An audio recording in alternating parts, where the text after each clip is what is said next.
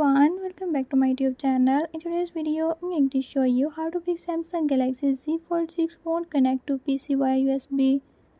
But before we get started, make sure to subscribe and hit that notification bell so you never miss out on new videos and stay updated. Let's get started.